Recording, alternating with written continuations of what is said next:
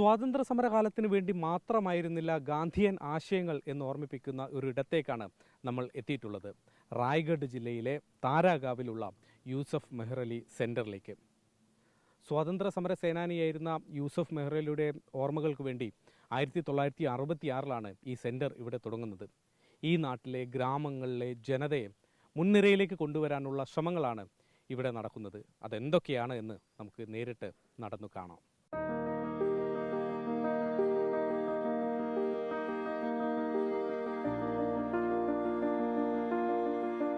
മൺപാത്ര നിർമ്മാണം, സോപ്പ് നിർമ്മാണം, ഓയിൽ, എണ്ണകളുടെ നിർമ്മാണം, മരപ്പണികൾ, അങ്ങനെ ഇവിടുത്തെ ജനങ്ങൾക്ക് ചെയ്യാൻ കഴിയുന്ന തരത്തിലുള്ള തൊഴിൽ അത് പഠിപ്പിക്കുന്നത്, ഒപ്പം തന്നെ ആ തൊഴിൽ കൊണ്ട് അവർക്ക് ജീവിക്കാൻ കഴിയുന്ന ഒരു സാഹചര്യം ഉണ്ടാക്കുകയുമാണ് ഈ സെൻറ്റർ പ്രാഥമികമായി ചെയ്യുന്നത്. നമ്മൾ അങ്ങനെയുള്ള ഒരു എണ്ണ നിർമ്മാണ യൂണിറ്റിലേക്ക്, ഈ ക്യാമ്പസിനകത്തുള്ള ഒരു യൂണിറ്റിലേക്ക് നമുക്ക് പോയി അവിടുത്തെ കാഴ്ചകൾ ഒന്ന് കാണാം. तो कितने साल से आप काम कर रहे हैं? 19 साल से. ये तो 25 साल हो गए यहाँ पे काम करते समय. 25 വർഷമായി ഇവരിവിടെ. गांव के लोग हैं वो शहरों पे डिपेंड ना हो जाएं. गांव में भी रोजगार के संसाधन बनाए जा सकते हैं, गांव में भी रोजगार चलाए जा सकते हैं. इस तरह का एक संदेश देने के लिए यूसुफ मेहरली सेंटर ने ये यूनिट की स्थापना की और इसके संचालन आपने सुना ही 25 सालों से लोग काम कर रहे हैं. और ये गाँव वाला इधर का है, सब आसपास के ही लोग हैं. പാക്കിംഗ് നടന്നുകൊണ്ടിരിക്കുകയാണ്. വെളിച്ചെണ്ണയാണ് ഇപ്പോൾ പാക്ക് ചെയ്തുകൊണ്ടിരിക്കുന്നത്. താര സുപ്രീം എന്ന പേരിലുള്ള ഒരു ബ്രാൻഡിലാണ് ഇവർ വെളിച്ചെണ്ണ വിൽപ്പനയ്ക്ക് എത്തിക്കുന്നത്. ഇവിടെ തന്നെയാണ് ഇതിൻ്റെ പ്രധാനമായും വിൽപ്പന നടക്കുന്നതും. വെളിച്ചെണ്ണയുടെ വില ഞാനൊന്ന് ചോദിച്ചു. ലിറ്ററിന് 488 രൂപയ്ക്കാണ് ഇവിടെ വിൽപ്പന നടത്തുന്നത്.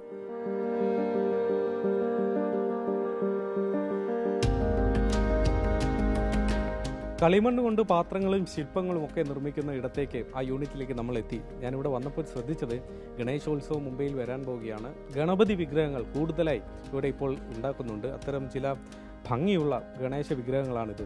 ഇത് നിർമ്മിക്കുന്ന ഒരു കലാകാരൻ നമ്മോടൊപ്പം ചേരുന്നുണ്ട്. पहला साल में कम से कम 10-12 बनाया था, बाद में 50 बनाया, 200 बनाया, 250 बनाया, अभी दर साल बढ़ जा रहा है. तो इको फ्रेंड एक ऐसा घर में विसर्जन करता है, थोड़ा सा बकेट में रखेगा, 1 घंटा में पिघल जाता है, मट्टी हो जाता है. ये हमारा 1000 से 5000 तक है, ये 2 फीट का ये 5000 का है. മരപ്പണി യൂണിറ്റിലേക്കാണ് നമ്മൾ എത്തിയിട്ടുള്ളത്. ഇവിടെ പുതിയ ഫർണിച്ചറുകളേക്കാൾ കൂടുതലായി നഗരങ്ങളിൽ ഉപേക്ഷിക്കുന്ന പഴയ ഫർണിച്ചറുകൾ ഇവിടെ എത്തിച്ച് അത് മോടി പിടിപ്പിക്കുകയോ അല്ലെങ്കിൽ പുതിയ രീതിയിൽ അതിനെ മാറ്റിയെടുക്കുകയോ ഒക്കെയാണ് ചെയ്യുന്നത്. അതിന് ഒരു പുനരുപയോഗ സാധ്യത കണ്ടെത്തുകയാണ്. സോപ്പ് നിർമ്മാണ യൂണിറ്റിലാണ്. ശക്തമായ മഴയും തണുപ്പൊക്കെ ആയതുകൊണ്ട് കുറച്ച് സമയത്തേക്ക് ഇവിടുത്തെ ജോലികൾ തൽക്കാലം നിർത്തിവെച്ചിരിക്കുകയാണ്. ഏതായാലും നമുക്ക് അവർ പുറത്തിറക്കുന്ന സോപ്പുകൾ ഏതൊക്കെയാണ് എന്ന് നോക്കാം. ഇത് നീം സോപ്പ് കുത്തർ എന്ന ബ്രാൻഡിൽ അവർ ഇറക്കുന്നു. ഒപ്പം തന്നെ ചന്ദനം, മറ്റു പല ഫ്ലേവറുകളും ഇവിടെയുണ്ട്. ഇത് ഇവിടുത്തെ ഒരു പ്രധാനി നമ്മോടൊപ്പം ചേരുന്നുണ്ട്.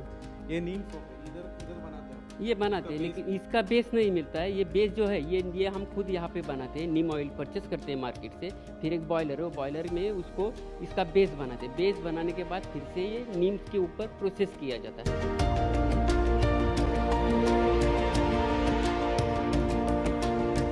നിർമ്മാണ കേന്ദ്രങ്ങൾ മാത്രമല്ല ഇവിടെയുള്ളത്, പരിശീലന കേന്ദ്രങ്ങളുമുണ്ട്. ഇതുപോലെ തയ്യൽ പഠിപ്പിക്കുന്ന കേന്ദ്രം, ഒപ്പം തന്നെ എംബ്രോയിഡറി, ഫാഷൻ ഡിസൈനിങ് അടക്കമുള്ള പരിശീലനം ഇവിടുത്തെ സ്ത്രീകൾക്ക്, ഈ ഗ്രാമത്തിലെ സ്ത്രീകൾക്ക് ഇവിടെ വെച്ച് നൽകുന്നുണ്ട്. 1942 ക്വിറ്റ് ഇന്ത്യ സമരകാലത്ത് ജയിൽവാസം അനുഭവിച്ച സ്വാതന്ത്ര്യ സമര സേനാനികളുടെ ഒരു കൂട്ടായ്മയുണ്ടായിരുന്നു, ഫ്രണ്ട്സ് ഓഫ് മുംബൈ എന്ന പേരിൽ. അവരാണ് യഥാർത്ഥത്തിൽ യൂസഫ് മെഹ്റലി സെൻറ്ററിന് പുറകിൽ. ആ സംഘത്തിൽ ഇന്ന് ജീവിച്ചിരിക്കുന്നത് 102 വയസ്സുള്ള സ്വാതന്ത്ര്യ സമര സേനാനി ജി പാരിഖാണ്.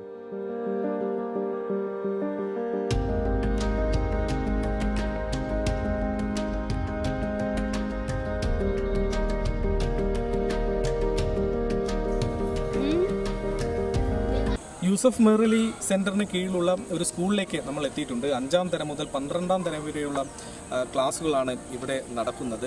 ഈ സ്കൂളിന് പല പ്രത്യേകതകളുണ്ട്. അതിലൊന്ന്, ഈ സ്കൂള് ഇവിടെ സ്ഥാപിക്കുന്നതിനുള്ള സ്ഥലം വിട്ടു നൽകിയത് ഇവിടുത്തെ ഗ്രാമവാസികൾ തന്നെയാണ്. അവർ സൗജന്യമായി ഒരു സ്ഥലം വിട്ടു നൽകി അവിടെ സ്കൂൾ സ്ഥാപിച്ചു.